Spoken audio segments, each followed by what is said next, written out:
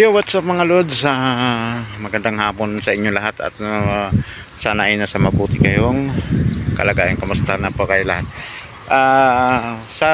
For today's video ay ito ay panibagong araw, panibagong hapon na naman at mamaya ipakita namin sa iyo. Ngayon naman ay makikipagsapalaran naman kami sa iba-ibang lugar upang tuloy-tuloy ang ating hanap buhay. Kaya yan mga lods, sa may malayo ay nakikita pa natin yung harvester, no?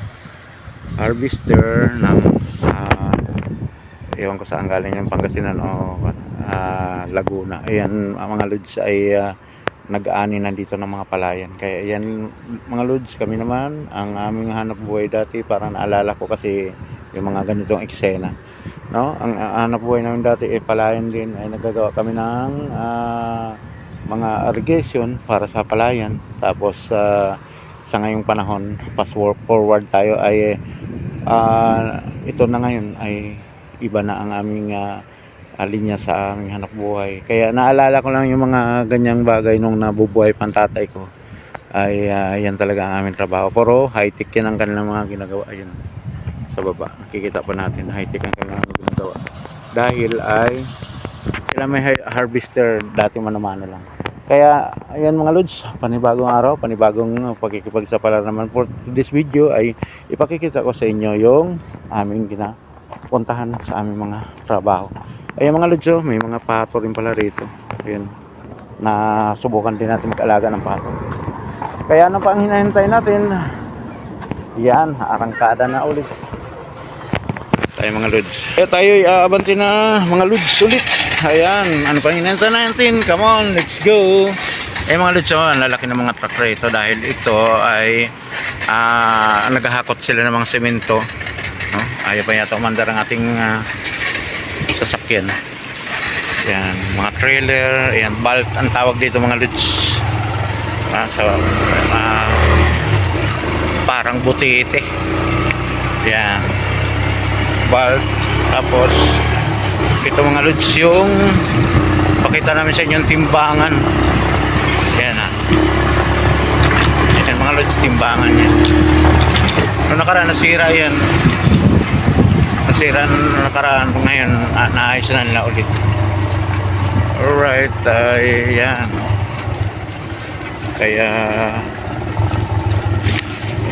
tuloy-tuloy lamang tayo sa ating mga pangarap. Ayan mga lods, yung mga bato na dinudurog na ginagawang simento. Kaya yan sa loob mga lods, yung planta, no? Yan ang pinaka planta sa looban. Ito naman dito ay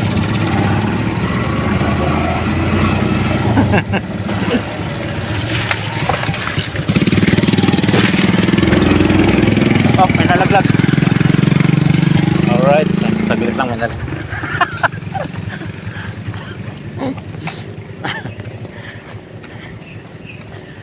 Nalaglag na sa katagalan.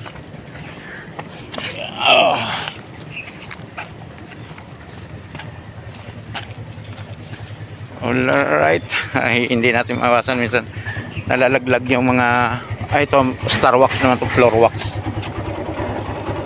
Kaya sa bigat. Tapos yung plastic na galoma na minsan kasi mga loads matumal